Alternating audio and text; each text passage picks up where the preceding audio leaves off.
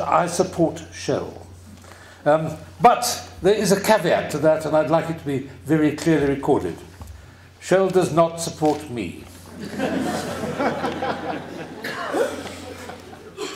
So the question may well be asked, why do I support Shell? And really it's very, very easy why I support Shell and the object to this motion most strongly. First of all, they are prepared to put exploration cash into South Africa. Now, we as taxpayers spent an absolute fortune on a thing called Sukho. Sorry, Mr. Chairman, but we did, and it didn't manage to find any gas on shore.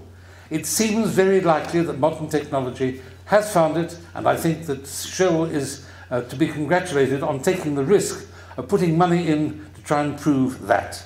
And that is something that needs to be recognised loudly and clearly. Secondly, I support them because if they manage to find gas, we are going to change the face of South Africa. We are going to have hundreds of thousands of jobs. I've said here thousands. I've since done a reassessment of this.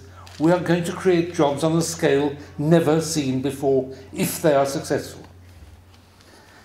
If their exploration is successful, it will drop our greenhouse gas emissions immensely. Concerns about contamination of water supply and what goes on with the water supply do have to be taken seriously. But the issue that they've raised, that policy has preceded adequate scientific study, is the issue. And there is emphasis on prior, and I'll read this, thorough science-based studies are required to evaluate the impact of massive shale development on rural land uses, water supply and quality, and full cycle greenhouse gas emissions.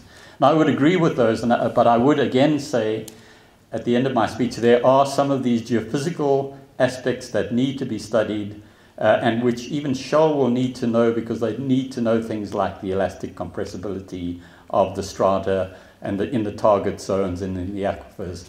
And so those kinds of studies have to be undertaken while the moratorium is maintained. And that's why I argue strongly for the motion that the moratorium be maintained indefinitely, but pending those scientific studies.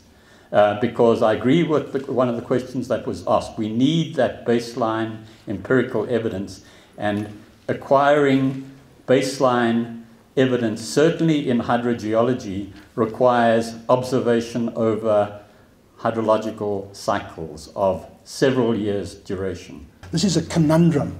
It's something for which there is no apparent easy solution in the short term, but it's in our national interest to renegotiate it.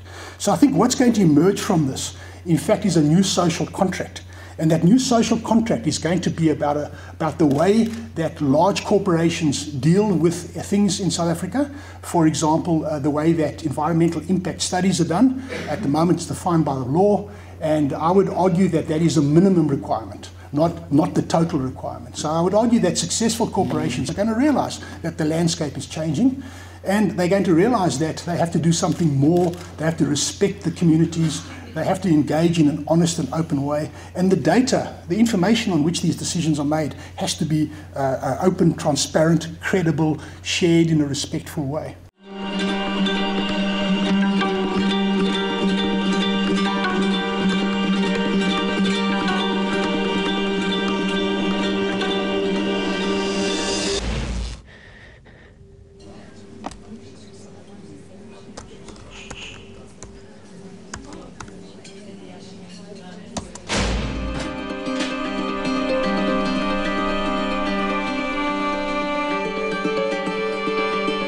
Donate now and give 15 Rand a month. SMS JOIN to 41486.